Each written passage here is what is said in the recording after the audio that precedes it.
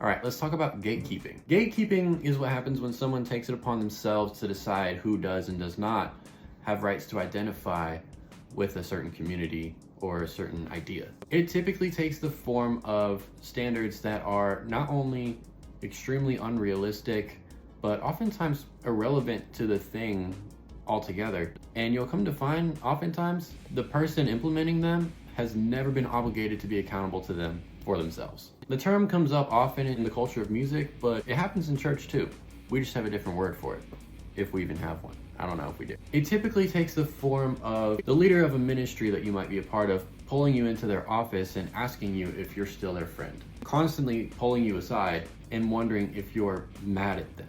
And if there's ever a disagreement or a spat of some kind, typically making amends or making up for whatever ground they lost with you takes the form of them asking the question of if you're still friends. Not ministry partners, not co-leaders within a ministry, but friends. They blur the line between ministry and personal relationship.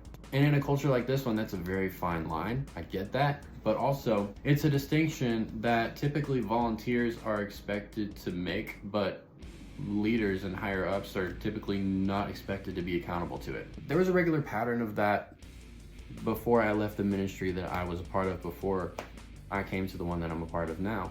Constantly being asked if I was mad at this person or if I was still their friend. And the reason I was let go had to do with reasons completely unrelated to the ministry or my ability to perform within the duties that I had been given. He was personally intimidated by things that I say and do, even if they are not directly correlated to the ministry at all.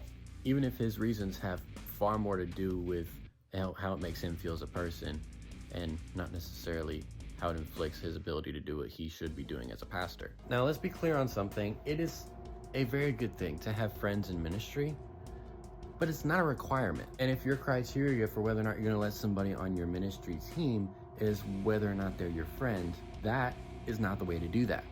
Now, it'd be one thing if they were just not up for the task at all, but if you, being a pastor, are willing to admit from the pulpit that outside of church, none of your closest friends are saved, I have no choice but to question whether or not you're actually up for the task of bringing up the next generation of disciples. The whole appeal of gatekeeping should be to keep the bad ones out, but it tends to not actually work in that way. It tends to work more in favor of those that want to feel protected because they're not up for the task and because they don't belong in the position that they're in.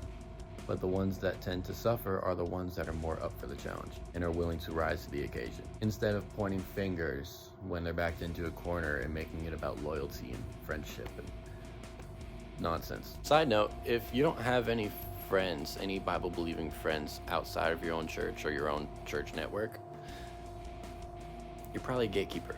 And as much as we get lectured all the time about how to not let our personal lives affect the way we act within the ministry, and whatever hard feelings there might be over here, not to come over here, it just seems to me that there are some rules that are always for thee, but not for me, when it comes to the people higher up.